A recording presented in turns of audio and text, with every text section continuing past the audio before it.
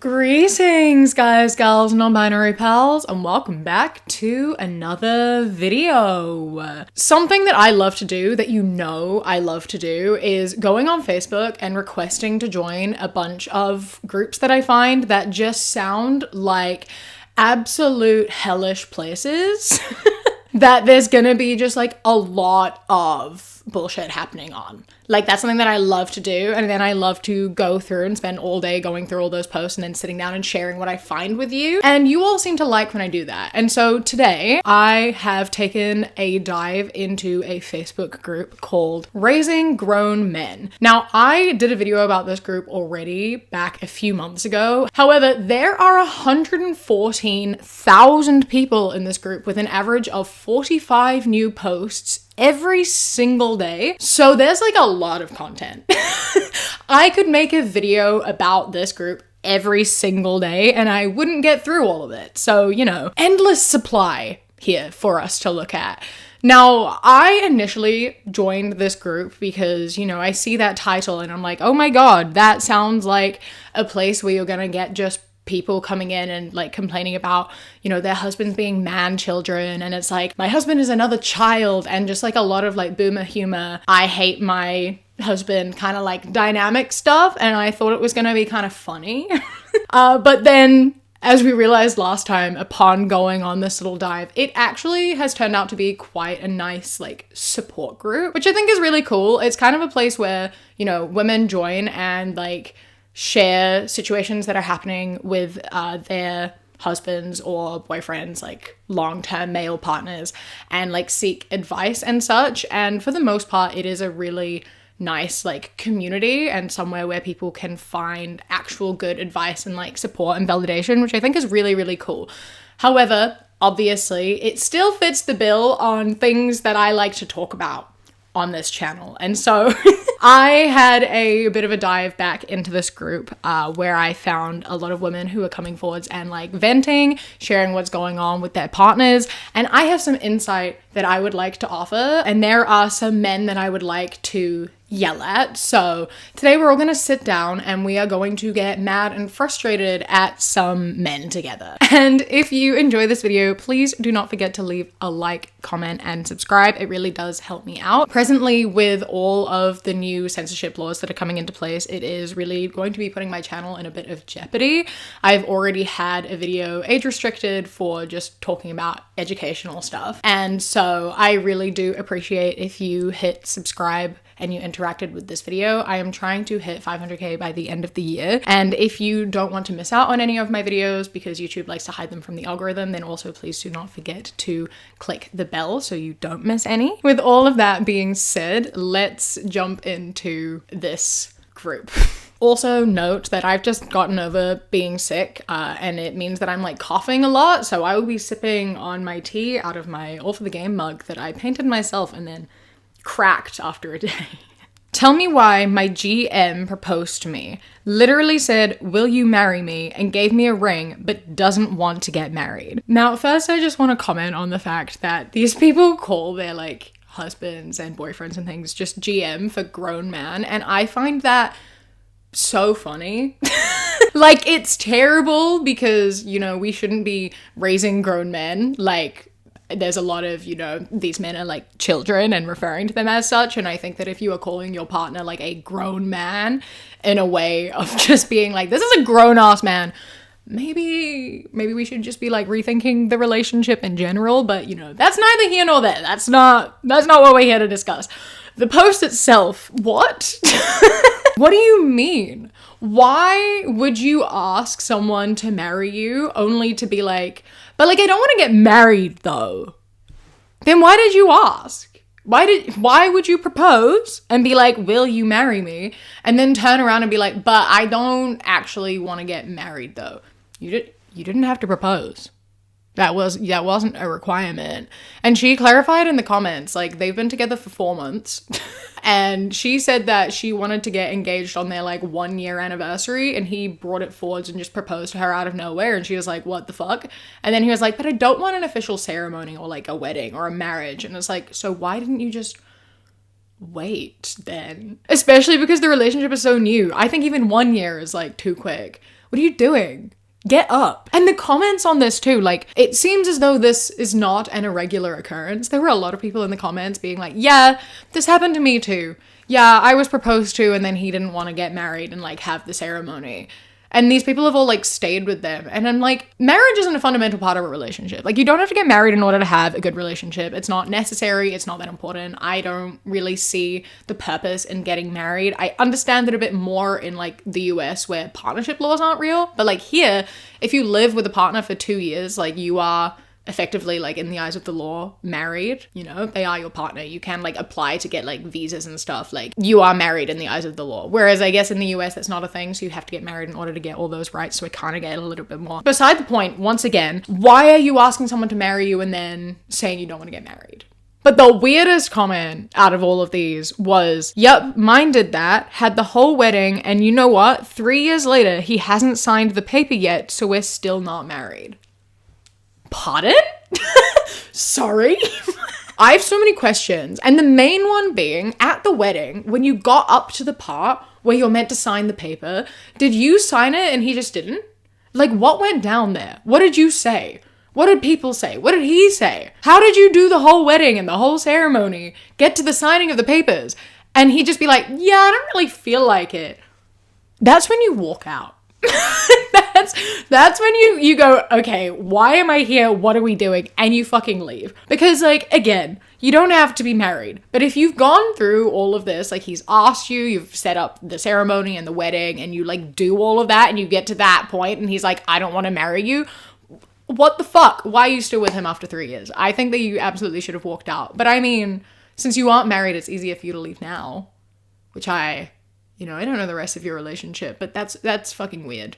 Am I being dramatic? I just had a baby 2 weeks ago and my significant other has 4 weeks off to help me. Since he's been off, every night for the past 2 weeks, except 2 nights, while I'm upstairs getting both kids to sleep, he's been on the couch till 1:30 to 2 a.m. Well, last night, he didn't come up to bed until 5 a.m. He said he lost track of time on the game. My frustration comes from the fact that when he stays up that late, I can't get him to help me throughout the night. He literally doesn't wake up, or if he does, it takes me an hour to try to get him up, so I just stop and do it all myself. Then he sleeps till 10 or 11 a.m. Sometime after he wakes up, he will hop back on the game during the day. He says he's getting his game time in before he goes back to work. On top of it, he has gone through 3 cases of 24 packs of beer since being home. But I'm getting annoyed, mostly because this isn't like him. I'm sorry. I'm so sorry. He said he is taking 4 weeks off work to help look after the baby. And then when that actually happens, he doesn't help at all looking after the baby and says that he's actually taking this time off to get game time in? Pardon? Fucking what? You can't fucking do that. Are you being so serious right now? Is he being so fucking for real right now? Imagine your partner just gives birth. You already have a young child, and now you have a newborn baby and a partner who is recovering from the trauma of like pregnancy and giving birth. And you spend your entire time playing video games and saying that you are getting your game time in. Like, that's the most important thing going on. You don't get up to help. You don't do anything. You're sleeping in. And when you're not sleeping, you're playing your games and ignoring your family because you need to get game time in before going back to work. It's just so not like him. Well, clearly it's him now. And I honestly just don't think that's forgivable. I don't think you can forgive that at all. Like, straight up. I understand we all cope differently when we're going through like big life changes or whatever, but this is absolutely not okay. That disrespect is ridiculous. Like, that is absolutely absurd. Like, he is being absolutely useless. He's actually being like more than useless. And he doesn't deserve any sort of grace for this. I am not a fan of people like destroying the things their partners love, right? Like, I see videos of like women going and like destroying their boyfriend's Xboxes or their PlayStations. I see videos of like men going and like crushing their girlfriend's makeup because they think it's really funny. Like, I hate that sort of shit. However, in this instance, I think it's totally appropriate for you to whack him with it over the head. And then never speak to him ever again. Obviously, violence isn't okay. Abuse isn't okay. But like, I'm not I'm not saying to use it as like a manipulation tactic or like keep him in your life or like threaten him. I'm being like straight up smash his PlayStation and kick him out of the house and like never see him again. That's my solution for you, because absolutely not okay. Unforgivable. Straight up. I am so unhappy in my marriage, just outright miserable. We have a 3-year-old and a 2-year-old, so maybe just a temporary tough season of life and marriage. I don't know. He's unemployed right now, 100% disability from the veterans, so financially we are okay. I'm a stay-at-home mom, so we're together literally every day, and I think it's becoming too much. I can't stand being around him some days. Most of his day is spent in his recliner, watching TV and playing on his phone. He is literally glued to it. He's constantly texting and calling his friends. So annoying. He gives the kids a few minutes of undivided attention at a time, then right back to his phone. He's gained weight, he's been drinking a lot, he started smoking cigarettes again, which he hasn't done in a few years. He treats me like shit. This morning I told him the trash needed to go down the road, and there was also a big bag inside that needed to go out too, and he told me to take it to the trash can. And I told him I couldn't because the trash can was already full and I can't smash it down like he can. I'm 5 foot even and he is 6'5", so can easily do it. He said I'm obnoxious and lazy, like he doesn't even care about how he speaks to me in front of our daughters. I can feel resentment building up. I never get time to myself, I never get to decompress. Meanwhile, he can up and leave at any time of the day to go fuck off with his friends, and I'm home taking care of the kids. Not to mention cleaning up after him, because God knows he can't do it. If I could divorce him right now, I would do it in a heartbeat. But I have no family near us, literally nowhere to go. I have nothing to my name. I'm stuck. I want my kids to have a happy mom. They don't deserve seeing their mom be broken down by their dad, of all people. This is so upsetting and so frustrating. Like, I felt myself like tearing up at the end of reading that. I cannot imagine having a partner who treats me as little more than a servant. Actually, I can imagine that because I've been in that position. I love forgetting that suddenly. That's healing for you, I think. The complete disrespect in this relationship is horrifying and like so distressing, especially because obviously, you know, she can't leave and he knows she can't leave. And when people know that you can't leave and you're trapped, they know they can treat you however the fuck they want and like you can't do anything about it. And it's such a terrible dynamic to have, and so many women find themselves in this position because, like, you know, if you are a stay-at-home mom and you have like little to no job experience or anything like that, and you have like 2 kids and you are so reliant on this one person's like income, then leaving is obviously going to be an incredibly difficult thing, especially if you don't have a support network. And it's so upsetting to be in a situation where you can't leave and there is not enough help for people who need to get out of these situations, and it absolutely breaks my heart. I am, however, very proud of her for recognizing this. You know, like, it's a really hard step even to acknowledge the fact that it's not okay and you would leave if you could, because it's very easy to like lose yourself and like your self-respect and your self-worth and like allow this to continue without, you know, standing up for yourself or like knowing that it's wrong. And although she can't leave, I think it's like a really great thing that she knows that she would if she could. And I really hope that she finds herself a way to be able to get out. This is like frustrating beyond belief in terms of the way he is acting as well. Like, obviously, you know, she said that he is on disability, so he is disabled to some degree. However, it is also heavily implied that he is able enough to help out with tasks like taking out the rubbish and like crushing the bin down. He is able to help out in a lot of ways that are physical. And he is just choosing not to, and then has the audacity to call her lazy when she asks him to do anything. Like, the absolute audacity to be like, I don't want to do that, you're just being lazy. Do you want to look in a mirror for a second, bro? Like, you cannot be here calling her lazy when she is doing literally everything and all you're doing is texting your friends and then getting up and fucking off to go hang out with them. If you are unable to do specific tasks because of a disability, then you can help out in other ways. There are always things that you could be doing. Like, obviously, looking after the kids is something that he is capable of. He gives them his undivided attention for a few minutes at a time when he could really obviously be doing much more than that. You know, there are so many things that you can be doing. There is always ways that you can help out, and not doing any of them and using any sort of excuse to like never help out your partner and not look after your kids, you're a bad person. And I hope that your life gets harder and her life gets better. It's just so fucking depressing that the current economy means that people can't leave. And it's hard to build a support network because people don't have the time to go out and like make friends and like build connections with people. So it's like we're living in such an isolating time where like it's hard to build up a support network. It's hard to earn enough money to like live on your own and support yourself, let alone kids. And it's just left us in this really horrible position where, you know, people are stuck. And you see like people in the comments on this post being like, do what he does to you in return. Like, stop doing things until he gets over it and he starts doing it himself. Just walk out and leave him alone with the kids, see how he likes it. And like, I understand people who come up with saying these things. Like, you see people say it all the time. It's like, he never cleans the kitchen. It's like, you know, it's always a mess. And then he knows I'm gonna come down and I'm gonna clean it because I can't stand it being a mess. So you just stop doing it and let it pile up and getting really bad. And then eventually he'll do it. In this situation, you know, it's like, walk out, leave him with the kids, see how he likes it. And it's like, I understand where you're coming from with saying that. However, I don't think it's effective because if he is going to like, you know, not do it, he's just gonna not look after the kids and then the kids are gonna be in danger. These people don't give a shit. They don't care. They will like risk the health and safety of their kids if it proves a point to their partners. Like, that is straight up something that would happen.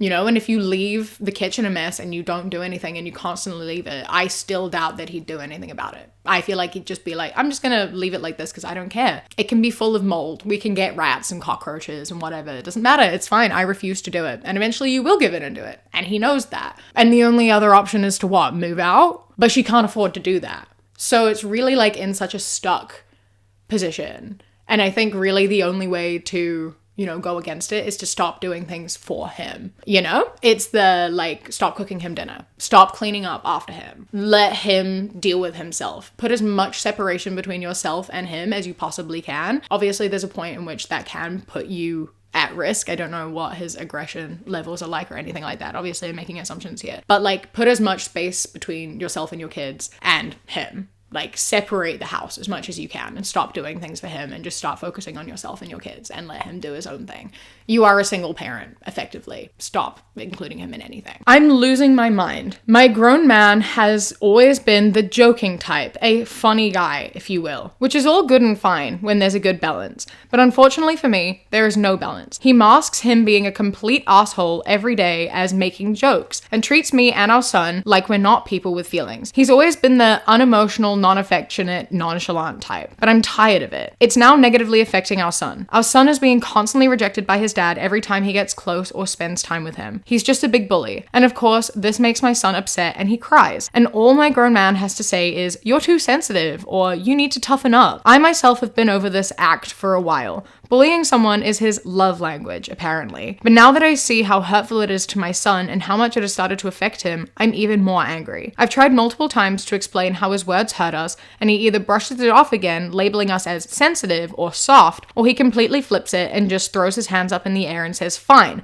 I guess I won't joke at all then. My personal favorite excuse is, this is just who I am. I'm at a loss. Talking things out doesn't help. Fighting doesn't help. Nothing helps. It's either we accept him for who he is or we suffer. And before people say you need to leave him, as much as I would love to have the ability to just get up and walk away, there is a lot more that goes into it than simply just leaving. I don't have any family support, nor do I make enough money to move on my own. So I'm stuck for now. Any words of advice, or have you been through anything similar? Refer back to what I just said about how frustrating and upsetting it is to have so many people in this position where they are unable to leave their partners. The current economy and, you know, the lack of support and community is so frustrating and so upsetting, and I'm so sorry for the amount of people who find themselves in these situations. And if you are one of those people, I am so unbelievably sorry, and I really do hope that you are able to find a way to remove yourself from that situation. Once again, I'm really proud of people who are able to recognize the fact that they need to leave and are just unable to. You know, it's upsetting that this decision and like realization came not from being upset with how she was being treated herself, but by watching how her son was being treated. And I'm glad that was a breaking point, but it's sad that like obviously her self-worth has been really damaged and she just doesn't want that happening for her son, which is fair enough. I like relate to this like so much. This is like an experience that I like really do empathize with a lot. I always find going through these groups a tiny itty little bit triggering myself, but you know, it's important, and I feel like I can offer insight because of that. And like, you know, you do end up in a position where you gaslight yourself into thinking that this is normal behavior. And like, when you are being told by these people, by these like manipulative people, that it's like, you just won't accept me as who I am, that like resonates with you because you know what it feels like to not be accepted for who you are, and you don't want someone else to feel that way, you know? And when you get hit with the like, fine, I just won't joke anymore, I won't be happy anymore, I won't have fun anymore, that like, again, it like evokes a guilt in you because you're like, no, I want you to be happy. I don't want you to like not be yourself. I don't want you to like hold back and like not express yourself or experience joy. And like, they know that it does that. They know that you have this sort of empathy, and they know that you love them even though they hurt you. And so you will constantly, like, when they say things like that, when they say things like, just leave me, I won't joke then, I won't, like, you don't love me, like, they know that that then triggers something in you that makes you be like, no, that's not it. No, of course I want you to be happy. No, of course I love you. No, of course, like, they know that they are going to hit the mark that makes you excuse their behavior because they've made you feel guilty for you being upset with them. And it's like, it's such a talent. It's a horrible, horrible talent, but it really is such a talent that they possess. And it is how you end up staying in these positions for so long, how you end up in a position where you cannot leave because you've like attached yourself to them and gotten yourself in so deep that you are now in a position where you are stuck. And recognizing that you should leave is a fantastic step, even though it's not something that is within the realm of capabilities right now. You know, I think that obviously she said the only things to do are acceptance or suffering, and both of those options obviously are terrible. And I think suffering is going to happen no matter what. Even if you do accept this behavior, obviously you're not actually actively accepting it, and it is going to continue to hurt you no matter whether you accept it or you don't accept it. And I think that in this sort of situation, you don't want to like accept it as something that is okay. You don't want to be like, yeah, this is how he is, this is how he's going to treat me, and I just have to be okay with that. You don't want to shut off your emotions and like put that wall there and like normalize it for yourself to help you cope, because I know that that's an easy thing to do, but that's not something that we should be doing, and it's not something we should be teaching our kids to do. But I do think the only thing you can really do in these instances is like acceptance of the fact that like you can't change him. You know, the acceptance has to go that way. The acceptance isn't accepting what he is doing and how he is treating you.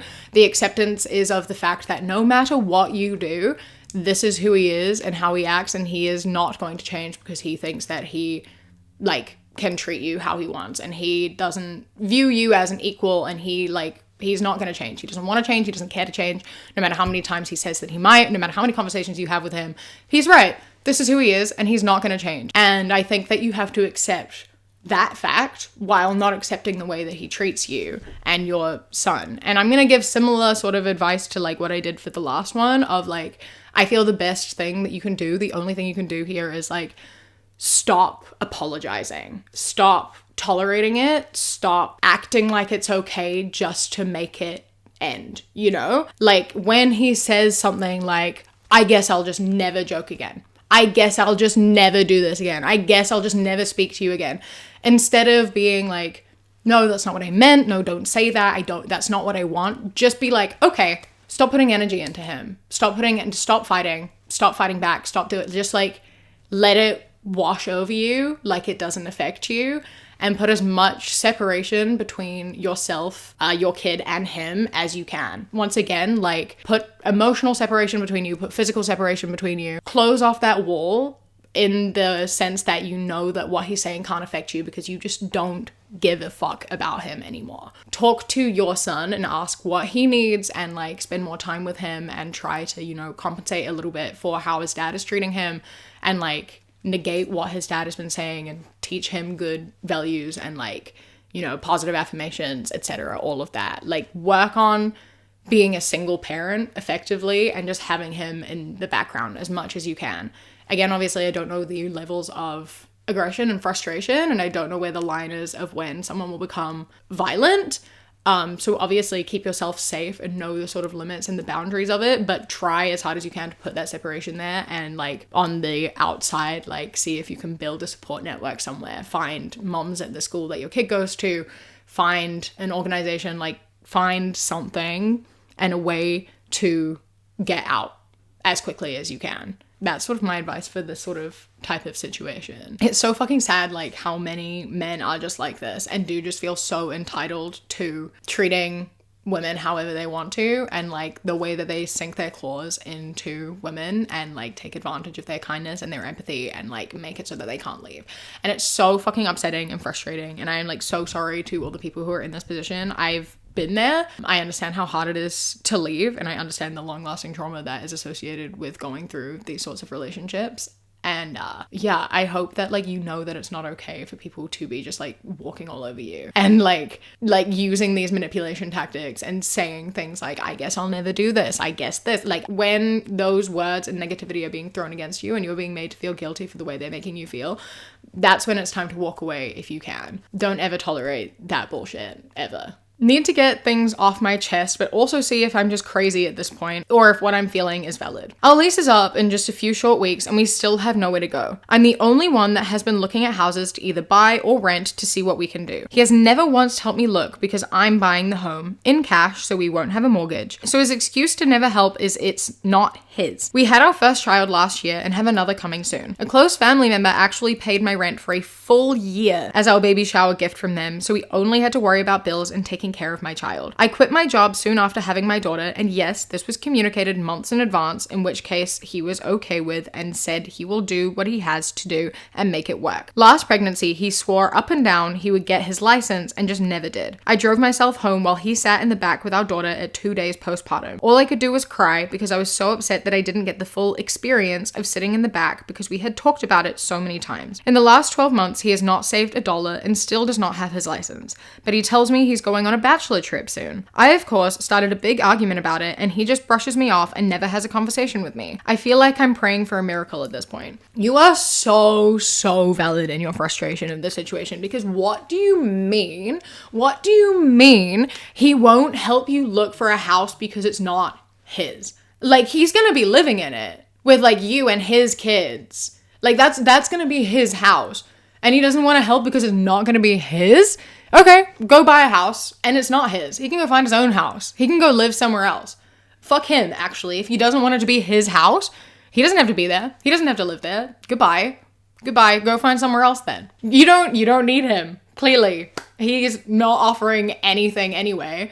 He doesn't care about what you want and what you need.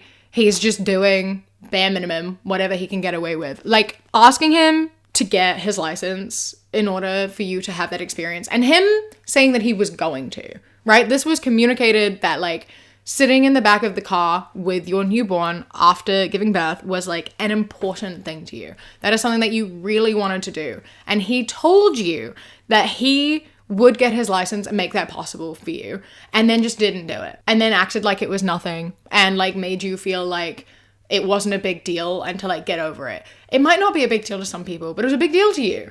It was a big deal, and he knew that, and he still didn't do anything about it, and he didn't care. And now when you're asking for help and you are trying to like continue to build a future with the father of your children, and he's sitting there being like, yeah, but that's not my responsibility. That's not mine. I'm going away with my friends, and you can sort out where we're going to live and like moving there. Fuck off, bro. Absolutely not. Absolutely not. Get out. If you can afford a house on your own, go get a house on your own and be a single parent. Go back to work, get some more money. Like, fuck him. You don't need him. He's so selfish, and it really does just sound like he just wants to live for free because he didn't have to pay rent for that year, and now he's getting a house bought for him. He doesn't give a shit. He's not invested. He didn't have to pay for rent. So, you know, he's good. Am I the asshole? My husband has a porn addiction, and it's really the 80-20 rule with us. I love everything about our relationship 80% of the time, but the 20% is the porn. My husband is getting help for the addiction, and I do my best to be understanding, and I know most of you will say, just leave. And trust me, I'm almost at the point where I want to. But we're married, and it's just not that easy. I also really do love him as a person. The last time I caught him, I told him if he did it again, that I wanted something in return. Well, July 4th, I found out that he was still watching it, or relapsed, or whatever, so I've been telling him I want a Dyson Airwrap. I know it's silly, but I've honestly wanted one for a while, but I'm financially responsible and I always make sure I pay for everything bill-wise. So I never spend money on myself, especially with it being $500. I don't necessarily care that he hasn't gotten me the Dyson Airwrap. I care that he's not even keeping up his end of the promise. Also, it's frustrating too, because he had no problem spending over $1,000 on OnlyFans. I just don't get why he wouldn't want to spoil his wife, but maybe I'm thinking wrong. Am I in the wrong? Should I just forget about it? Am I being too materialistic? He keeps calling me ungrateful and I'm just getting frustrated. Maybe you wouldn't have to buy a Dyson Airwrap if you kept your promise of not jacking off, but maybe that's just me. Oh my god, this was a journey. This was a journey. I feel like I'm starting off with what is possibly an unpopular opinion, but I don't know. Let me know your thoughts. But I personally don't think there is an issue with watching like 18 plus content while you're in a relationship. Like, I don't think there's an issue with like watching that content and like having like, you know, self-love time kind of thing. I think that that's healthy. I don't think there's an issue with that. I do think obviously there is an issue when it becomes an addiction and it impacts the way you are living your life and the way you are treating your partners, then it's obviously a problem. If the way you are viewing sex is changing and the way that you interact with like women and like the people in your life and the way you interact with your partner, if it's impacting your sex life, anything like that, then absolutely it's a problem. I don't think it's cheating, but I think it's an issue and absolutely does need to be talked about and overcome, and boundaries do in fact definitely need to be set and respected. My next thought after this was a Dyson Airwrap is a big ask, right? Like $500 that's a lot to ask. I also just don't think it like properly compensates the crime in the way that like I feel like it's more of an emotional crime. But at the same time, you know, if that's what's gonna work for you and you will buy like a gift like that and be like, okay, I'll let it go this time, because that's your apology. Like if that's what you want, then fine. I do think I saw $500 and I was like, maybe he's just not good for it. Maybe he can't afford a $500 Dyson Airwrap, in which case, you know, I'd be understanding if he didn't get you that and instead, you know, he made an active effort to try to stop this behavior. But he didn't do either, obviously. And then I read the fact that he'd spent $1,000 on OnlyFans, and suddenly I take back my previous statement. He can get you that fucking Airwrap. He can get that for you. He can do that. $1,000? Are you being so for real? Oh my god.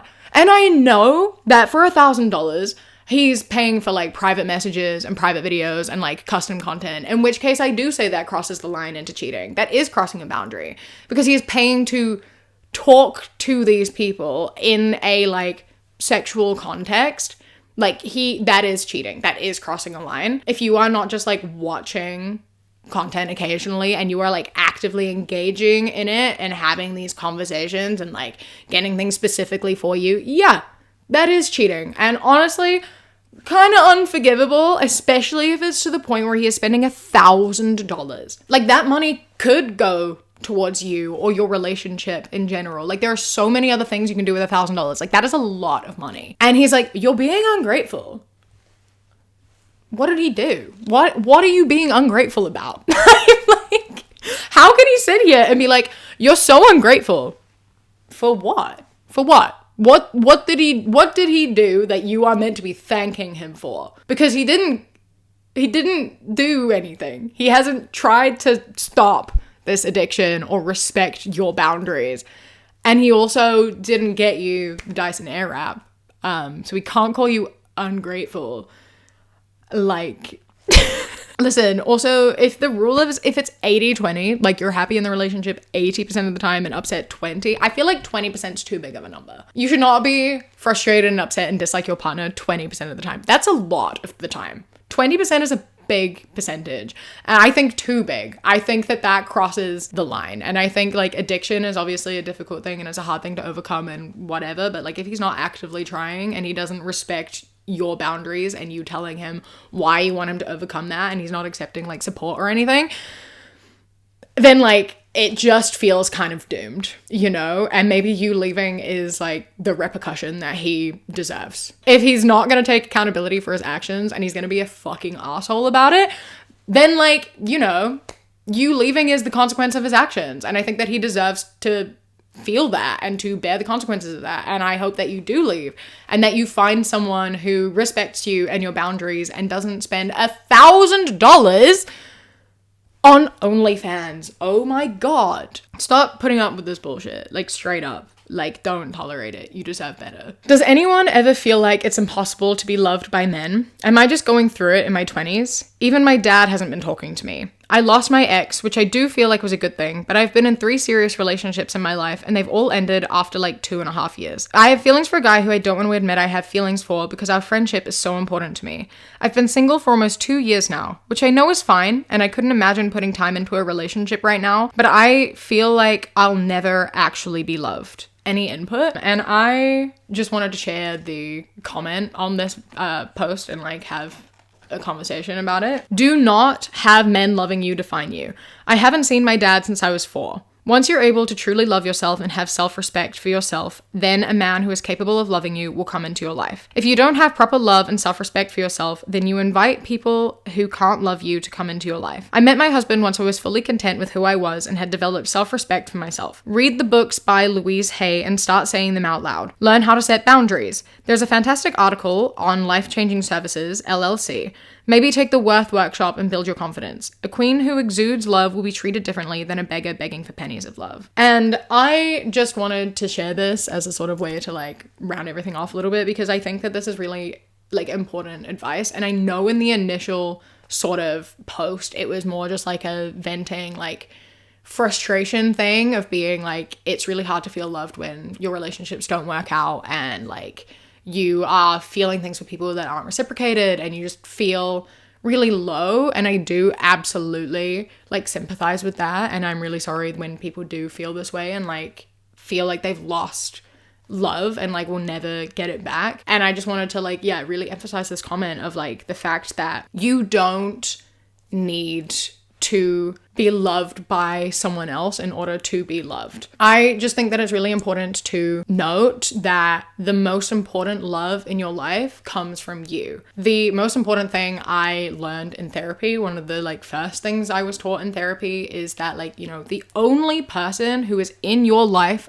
forever is yourself. The only person who is guaranteed to always be there is you. So you should be your own best friend. You should love yourself and like, you know, believe in yourself and feed yourself. Your approval is the most important approval because anyone else can come and go. You can choose who else to let into your life. You can't choose whether you're in your life or not. You are stuck with you forever. So you may as well have a good time. You know, I'm not saying that if you don't love yourself, you don't deserve to be loved. Obviously, you deserve to be loved. Obviously, you can find love when you are struggling with your self-worth. However, we accept the love that we think we deserve, right? And if you don't think you are worthy of a good love, then it is going to be much harder to find that, and you are going to tolerate a lot more bullshit. Like, you deserve to have someone who like respects you and who like loves you wholeheartedly and who you are able to love equally in return. And if you are doubting yourself, if you feel as though you aren't whole without another person, you are more likely to go to someone who you just want to fill this hole, you know? You just want to fill that void. Like, you feel like there needs to be love there, so you find someone who you think is going to fill it, and it's not going to be enough, but you're going to accept it anyway because it's something. But that hole, that void where you think love should be, you need to fill that yourself. You are a whole person. You need to believe and remember that you are a whole person. Anyone that you allow in your life to love you, they are also a whole person. You aren't filling empty spaces in each other. You are two whole people who just like make each other better. You should be able to be happy and content while you are on your own, as well as while you are with someone. You know, like, I think it's important as well. We focus so much on romantic relationships and elevate them above everything else. I think that we really need to put more energy into like platonic relationships as well and realize that they are equally as valuable as romantic relationships. I understand that people desire those and desire romantic relationships because they are, you know, different and they provide something different in your life. And I don't think there's anything wrong with wanting to be in a relationship, but I think you also have to be content with being by yourself in order to know that you are ready to be in a relationship with someone else. Because I think that being an individual and like knowing that you will make the best decisions for yourself is really important. And I think that, you know, if you are content within yourself and you are sure of who you are as a person, then you are going to more easily recognize when you're being mistreated and when it is time to leave. Because if you feel as though you need a relationship in order to feel whole and in order to be, you know, valid, then you are going to tolerate a lot more bullshit, you know? And I just don't think we should be having the patience to tolerate any bullshit. And the best way to go about that is to like know your worth and to know that you deserve like wholehearted love. And that should come from you as well as a partner. And then you can also give them love and you can like balance each other out a bit. You know what I mean? Love yourself, love your friends, have a community, find a romantic partner. Like, just know that the right people will come to you and you will find people that are right for you. You just have to be patient and you just have to know your worth and like know that the wait will be worth it, because it is worth finding someone who truly fully loves and respects you than it is to just find someone who, you know, is there and can like fill that void. And I just think that's really important to know as someone who spent a lot of time jumping between relationships and like not allowing myself to spend any time on my own. As I grew, each relationship that I was in got like slightly better because I started to learn more about myself and like respect myself a little bit more and accept less and less as I went. But the best relationship I've had is the one I'm currently in, which is the one I got into after I took a big break and allowed myself to grow and realize that I didn't need to be in a relationship in order to be happy and in order to be whole. Society puts a lot of pressure around being in relationships and about like how you should always be in one. You should always be looking in one, and it's shameful to be single. And I think that like we need to spend a lot of time realizing that that's not true. And I hope that that is something that we can all reflect on and understand that like it's okay to spend time with yourself, and you should. Love yourself and love will find you. Fill up your own cup before you fill up others, and make sure your cup is always full. And then, you know, a partner can make it overflow. Anyway, that is everything. I do really like this group and the fact that so much good advice and support is there. I hope that, you know, more women are able to post in here and like get good advice and like find the strength and capability to leave partners who are abusive, who are toxic, who are just like not worthy at all. So I hope you enjoyed this video. I hope that it was able to help anyone at all. I get messages occasionally from people saying that watching my videos like this have helped them recognize abuse and like leave bad relationships. So, you know, I'm going to continue to make them, and I hope that I continue to help people with these realizations, and I hope that this was able to help anyone at all. Yeah, stay safe, look after yourself, fill up your own cup. You are worthy of love and respect, and I believe in you. A huge thank you to my Kiwi Cat patrons: Aurora, Sienna, Alicia, Marielle, Bree, Bay the Trucker, Chastity, Beckett, Prismatic Petey, Sushi, It's Crigolo, Phil the Duck, River, Queen Glimmer, Ella, Mr. Noodle, Radsack, Knitting Menace, Samuel, Chris, Ellie, Alexis, and Bobby. I love and appreciate you so much. Thank you so much for joining. I hope you enjoy the rest of your day. Stay safe. Keep fighting. I love you. Mwah. When you close your eyes, you replace the darkness with light. You replace